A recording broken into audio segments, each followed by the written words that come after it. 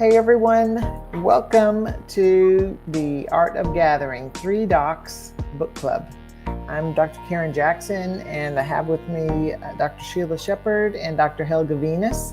And we are really excited to talk this week about a wonderful book called The Art of Gathering. And so we started this off as a discussion of the 21 books that changed Daniel Pink's life. So we thought, well, that is a good place to start, and we'd look at those books and then maybe switch it up and add some that we enjoy. So we'll start out to discuss as soon as I turn the music off. Dr. Shepard, so get ready. You'll go first.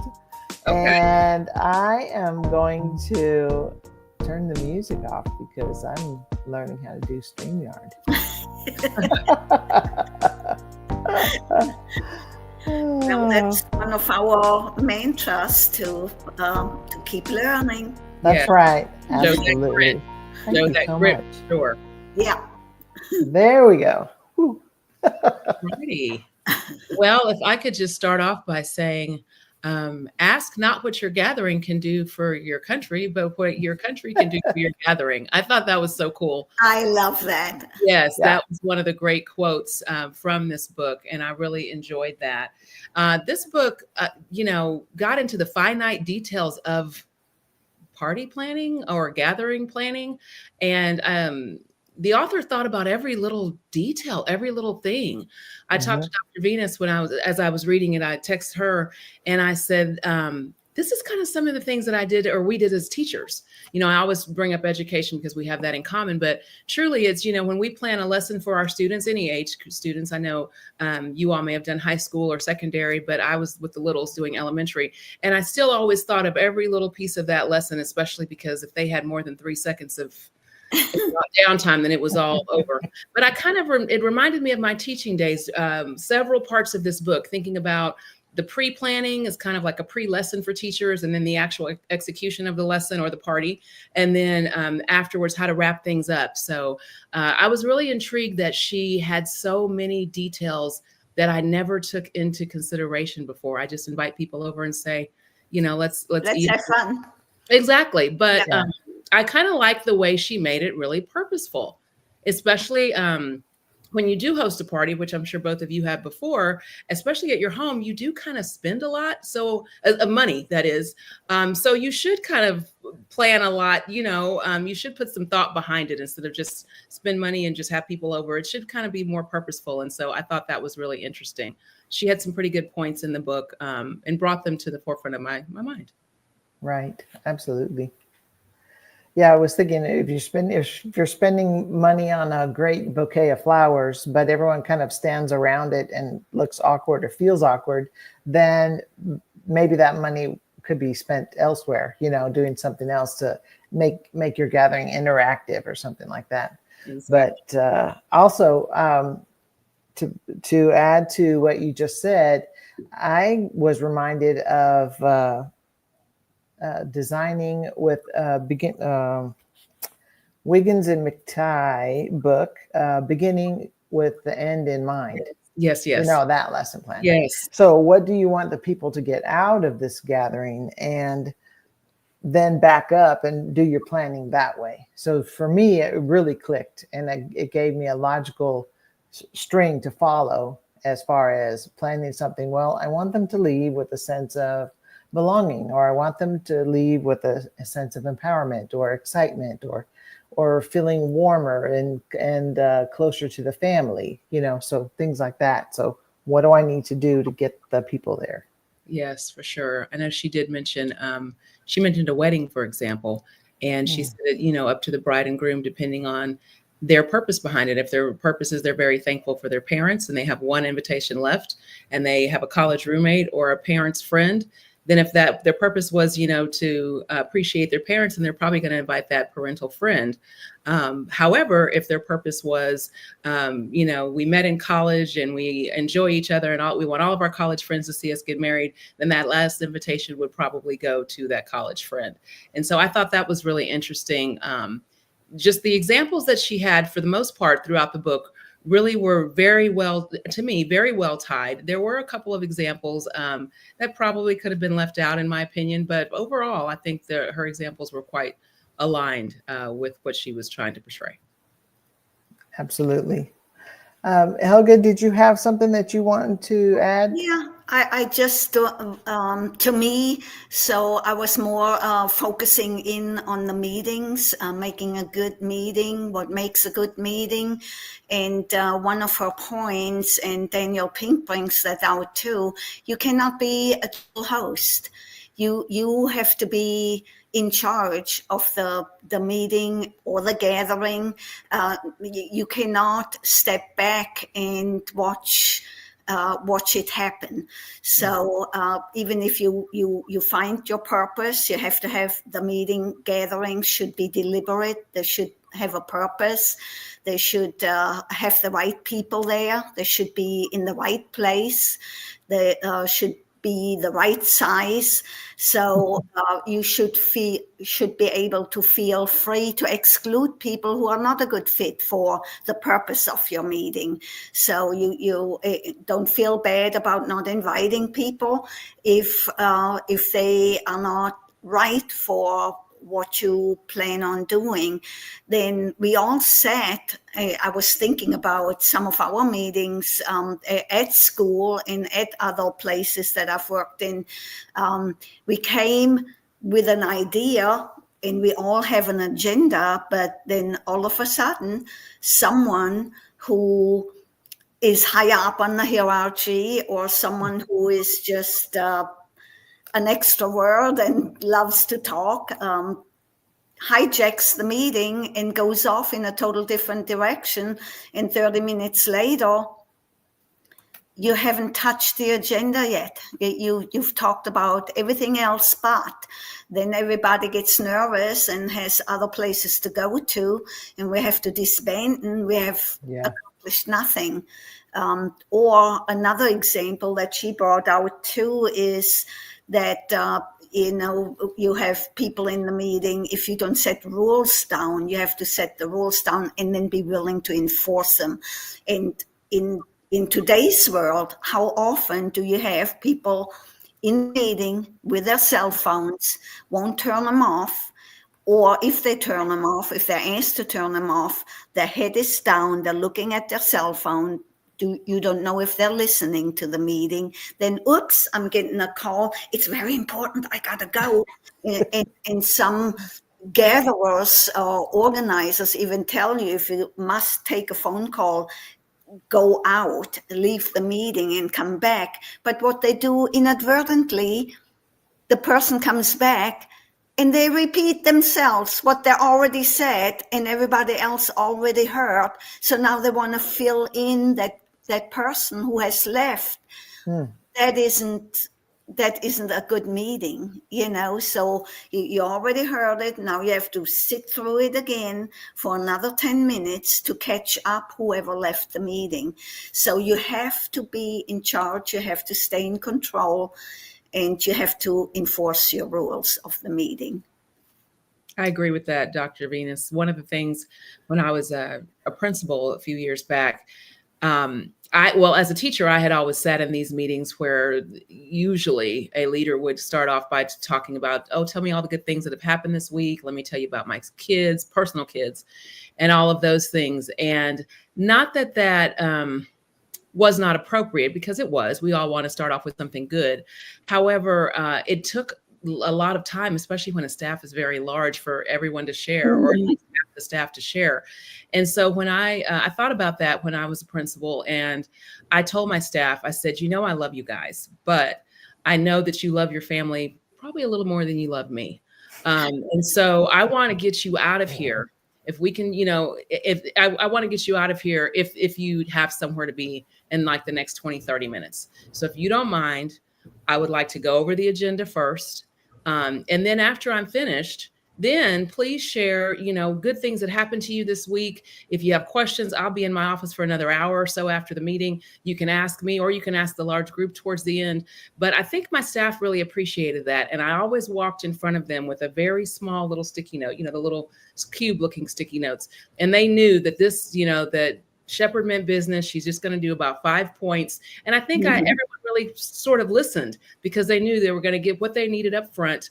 And then, after that, they were, we could kind of socialize a little bit. And so I had food, they were eating, I was talking. And then after that, then we got to share great things, ask questions and all those things.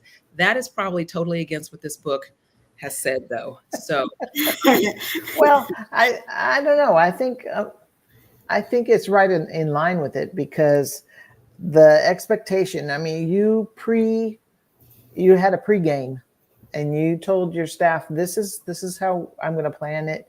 And even one step beyond that, you probably sent the agenda ahead of time. I know I had a director that did. It was so nice to know what we're going to go over and what we're going to talk about and things that are happening. And that way we went directly by the agenda.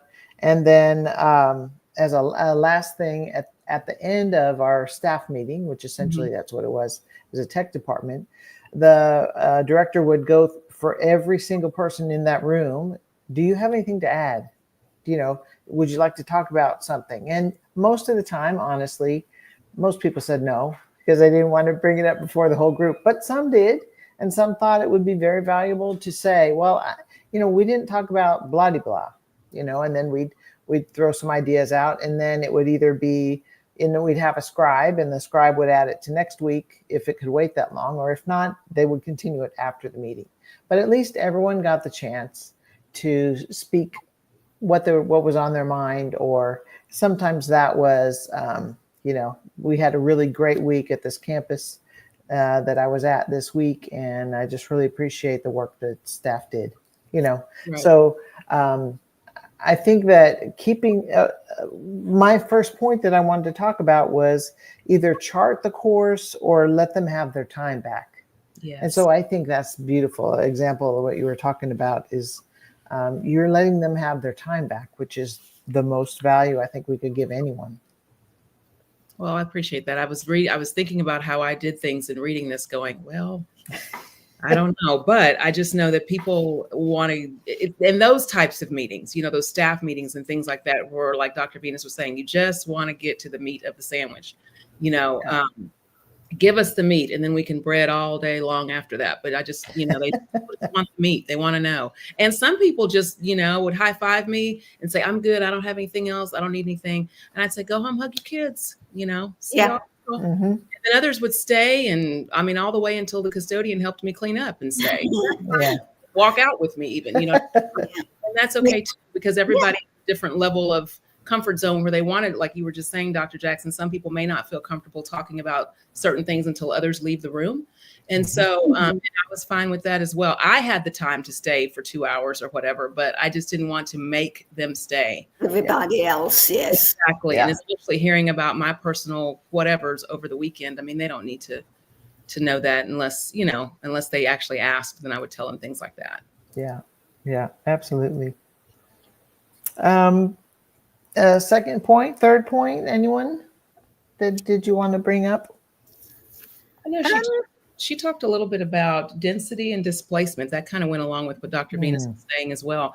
I had never really thought about that, but, saying the crowd is better. But now that I look back at different events that I've gone to, it is better to be able to mingle with people in the right size space and not too big of a space. And then she mentioned displacement. I know y'all remember that part about the guy having a meeting in the ocean, which I had to rewind to listen to that part again. I was like, in the ocean, really? So just changing up and those listeners that haven't read the book yet, she's talking about changing up the location just to make it interesting.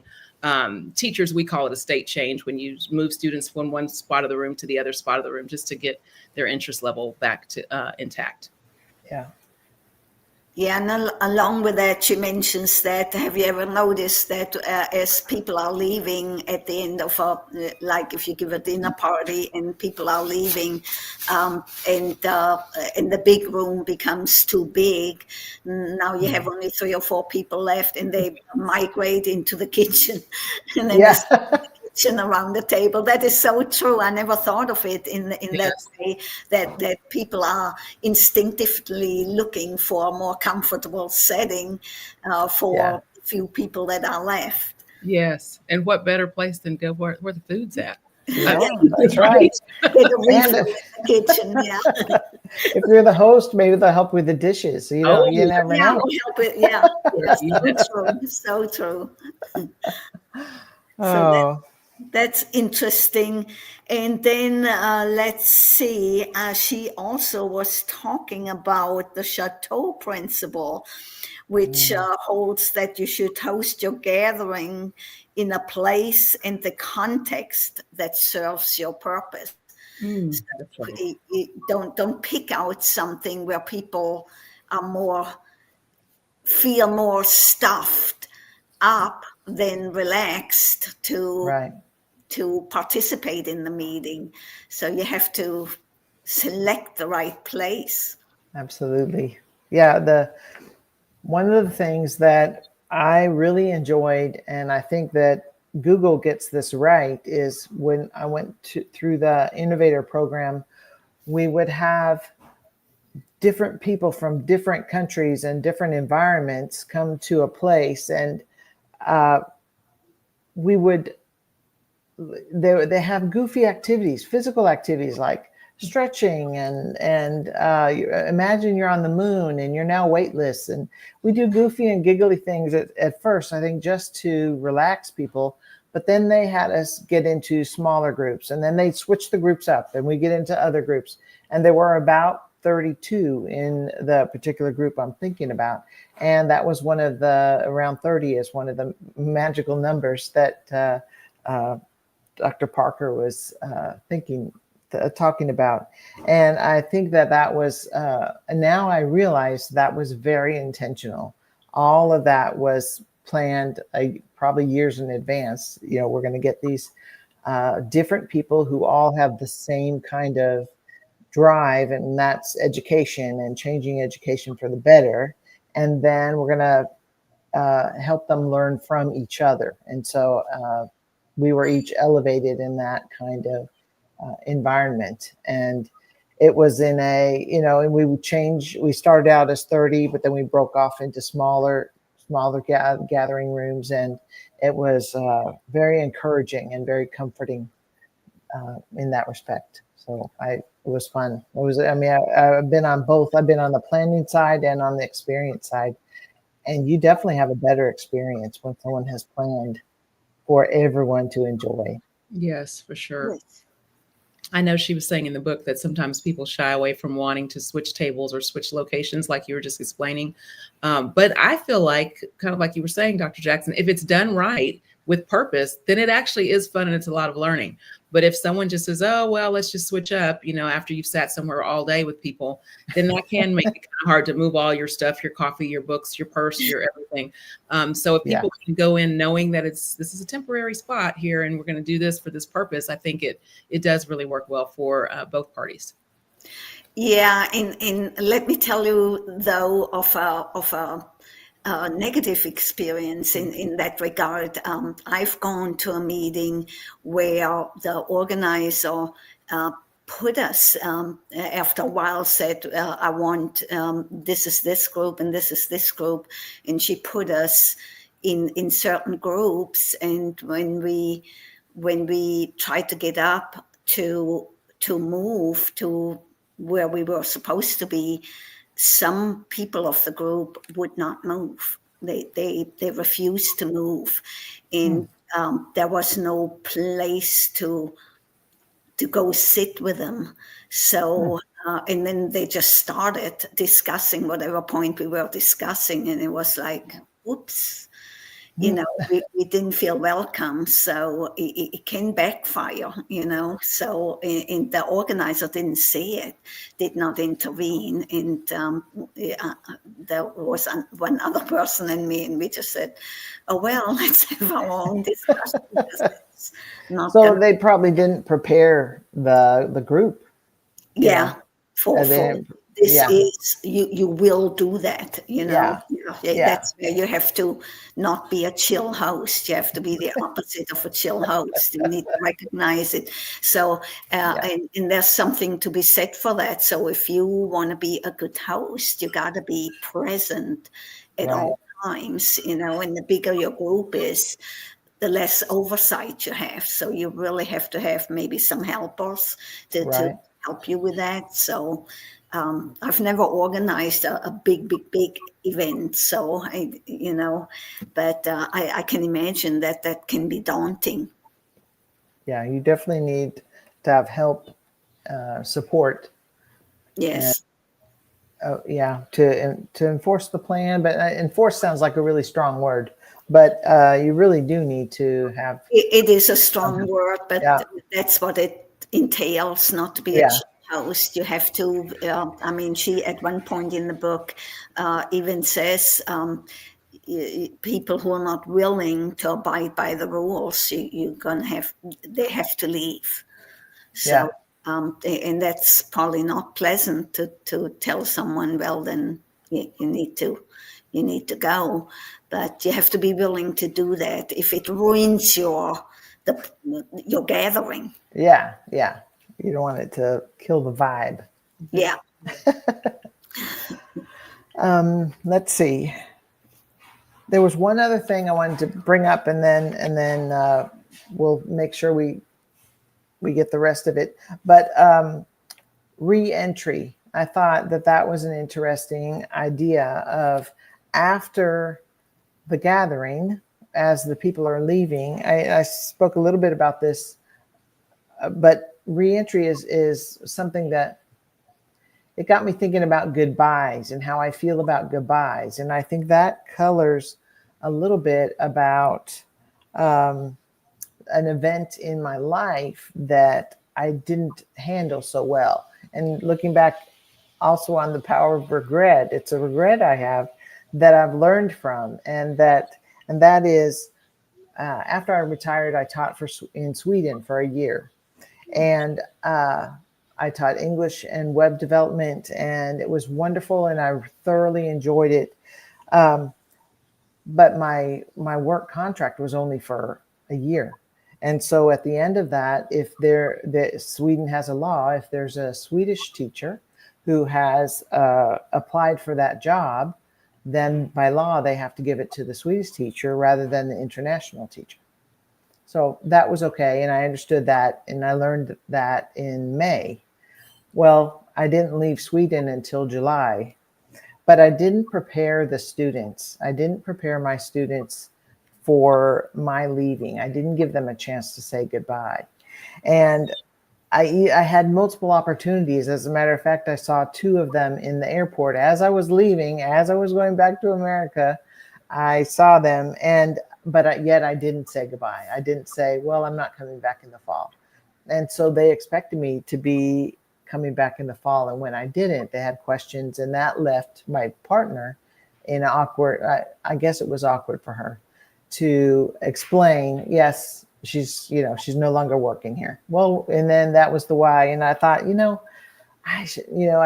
that was one point in time when I should have prepared them and gradually explained to them what was going on, that I really enjoyed and loved working with them. And it was a dream come true, but this time had to end, And so I really like the idea. She gave a summer camp.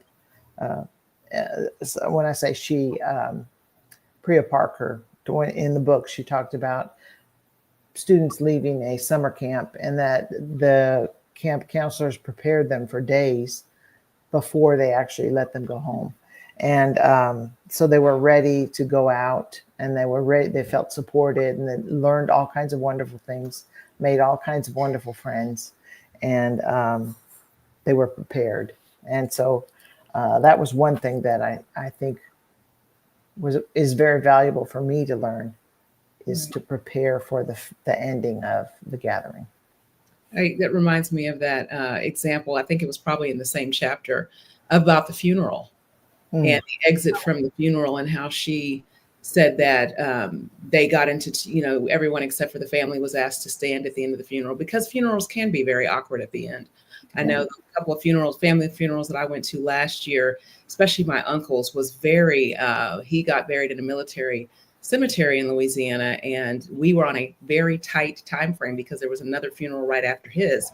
And so we had 30 minutes and that's it. And we have a huge family in Louisiana.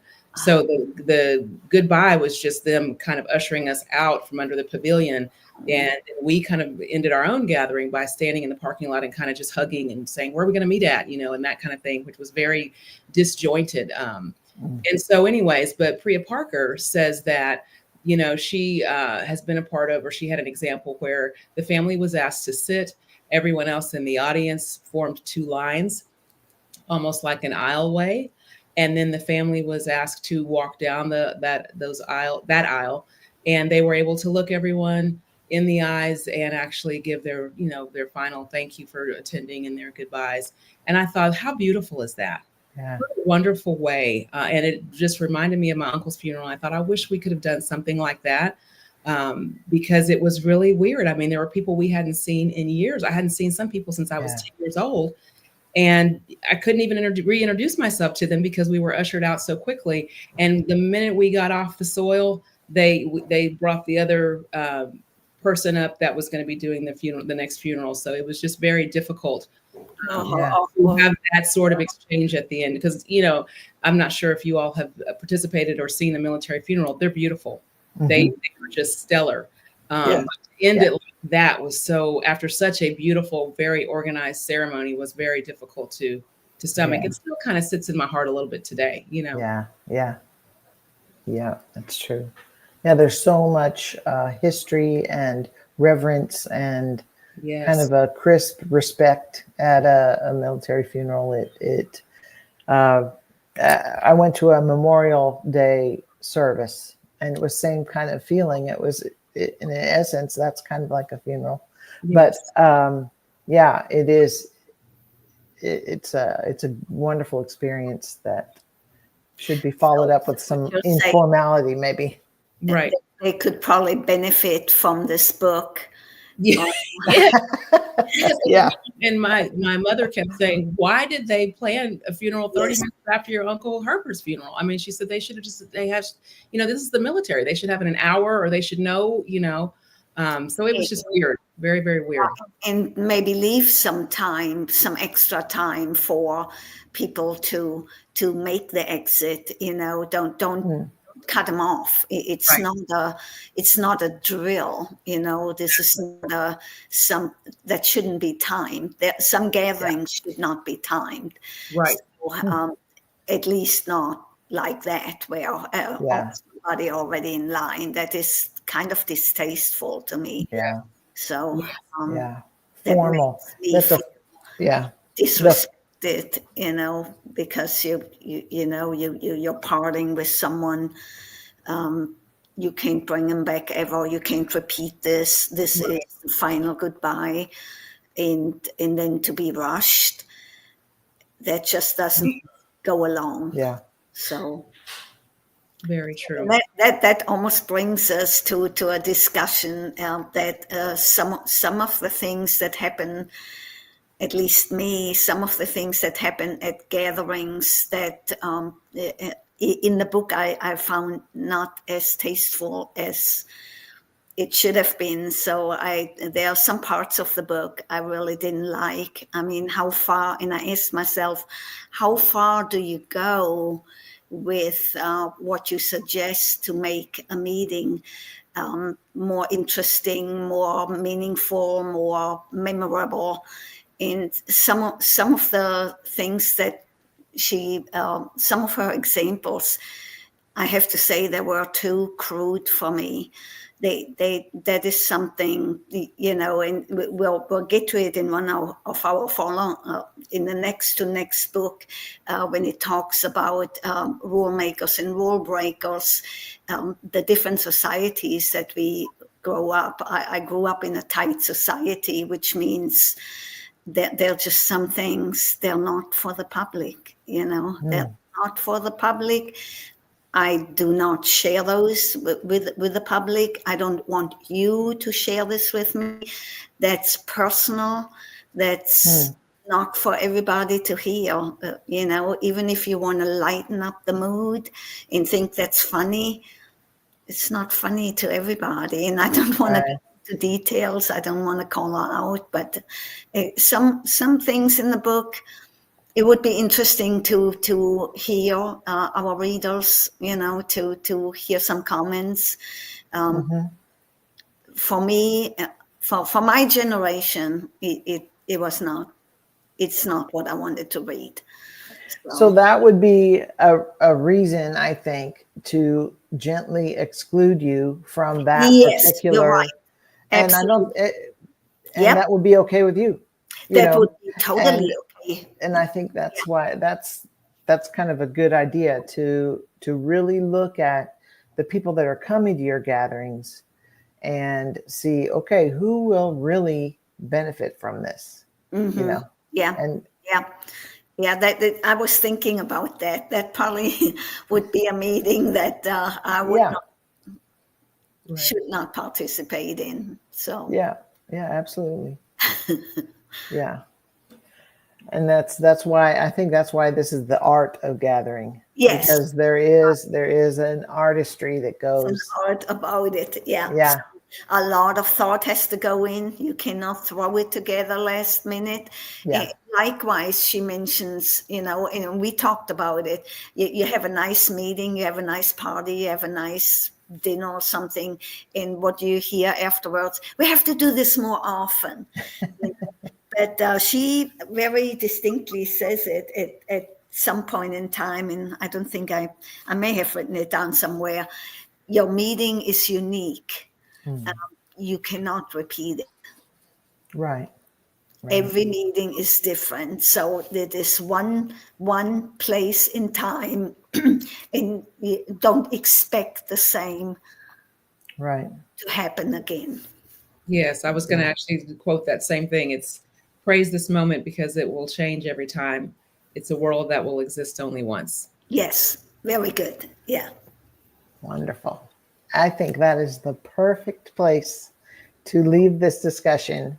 And I just really praise you both for making this a welcome space. And I really enjoy talking about these books with you. Same here. And any last points or anything?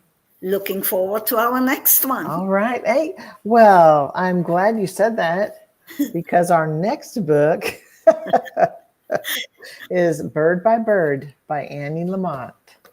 Awesome. And next week about this time, we will have a discussion, 3 Docs Book Club. And thank you, everyone. We appreciate you. Thank you. Bye-bye. Bye-bye.